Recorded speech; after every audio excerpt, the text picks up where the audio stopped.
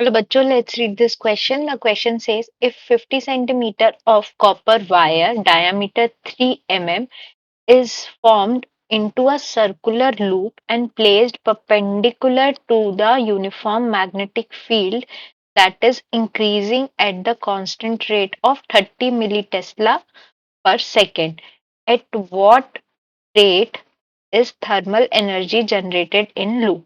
अब इस क्वेश्चन में हमें क्या बोला गया है इसको हम डायग्राम से समझते हैं। सपोज हमारे पास एक ये वायर है जिसका डायमीटर हमको कितना दिया हुआ है, डायमीटर इज 3 mm, और इस वायर की जो लेंथ है ये कितनी है, लेंथ इज 50 सेंटीमीटर, और हमने इस वायर को एक सर्कुलर लूप के फॉर्म में इसको हमने बना दिया है। तो सर्कुलर लूप है तो इसका कुछ डायामीटर होगा, ये वायर को हमने मतलब ऐसे सर्कुलर उसमें कन्वर्ट कर दिया है। इसका भी कुछ हमारे पास क्या होगा, डायमीटर होगा से रो। अब क्वेश्चन में ये बोला गया है कि हमें जो ये लूप है सर्कुलर लूप, ये परपेंडिकुलर मैग्नेटिक फील्ड में रखा है। तो सपोज करिए जो हमारी मैग्नेटिक फील्ड है ये इनसाइड द प्लेन है, मतलब क्रॉस हमारा ऊपर दिख रहा है हमको। ये हो गई हमारी यूनिफॉर्म मैग्नेटिक फील्ड और इसका कांस्टेंट रेट कितना दिया हुआ है, 30 मिली टेस्ला पर सेकेंड। अब क्वेश्चन में ये पूछा गया है कि rate of thermal energy generated. तो rate of energy, key concept is rate of thermal energy is equals to thermal power. Rate है इसलिए पावर हो गया, और power is equals to E square divided by resistance, मतलब potential divided by resistance. Resistance of wire क्या होगा, rho L by ए। तब question में अपने को दिया हुआ है रो कितना हो गया हमारा, रो ऑफ कॉपर होता है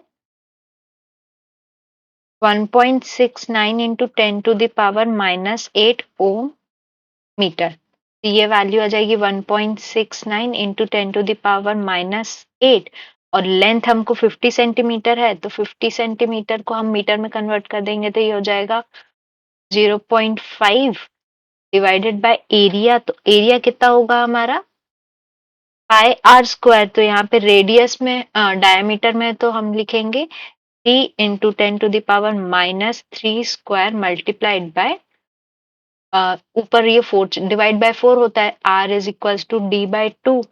ये 4 ऊपर चला गया, इसको सॉल्व करेंगे तो हमारा रेजिस्टेंस आएगा 0.12 इंटू 10⁻² ओम। ये हो गया रेजिस्टेंस। तो और हमारा पोटेंशियल कितना होता है, potential E is equals to d∅/dt, मतलब rate of change of flux. अब इसको हम क्या लिख सकते हैं, d/dt ऑफ BA यानी magnetic intensity multiplied by area. ये हो गया, एरिया कांस्टेंट है तो पाई आर स्क्वायर बाहर आ गया, dB/dt। यहाँ पे एक चीज देखिए, ये जो आर रेडियस है या जो ये एरिया है ये इस सर्कुलर वाले पाथ का रहेगा। तो सर्कुलर पाथ का एरिया क्या हो जाएगा, पाई सिग्मा स्क्वायर, क्योंकि हमने उसकी रेडियस क्या ली थी, सिग्मा ली थी। ये हमने यहाँ पे इसको सिग्मा लिया था। तो इसको कैलकुलेट करना है। तो हमें पता है कि जो सरकमफेरेंस है 2π ये कितना दिया हुआ है हमने, लेंथ ऑफ वायर। तो लेंथ ऑफ वायर कितना है, 0.5 मीटर्स। तो इससे अगर हम सिग्मा की वैल्यू कैलकुलेट करें तो सिग्मा हमारा कितना आ जाएगा, 0.08 मीटर। तो हमारा ये क्या हो गया, pi multiplied by 0.08 square dB/dt। अब क्वेश्चन में बोला गया है कि मैग्नेटिक फील्ड किस रेट से, magnetic field is changing at rate of 30 milli Tesla पर सेकेंड। तो dB/dt हमारा कितना आ रहा है यहाँ पे, 30 मल्टीप्लाइड बाय 10⁻³ देयरफॉर हमारा ई क्या हो गया? पाई 0.08 स्क्वायर मल्टीप्लाइड बाय 30 इंटू 10⁻³ सबको अगर हम सॉल्व करेंगे तो हमारा आंसर आएगा 6 इंटू 10⁻⁴ वोल्ट। और हमारा रेजिस्टेंस हमने कैलकुलेट किया था, आर कितना था? 0.12। आर था 0.12 इंटू 10⁻² ओम।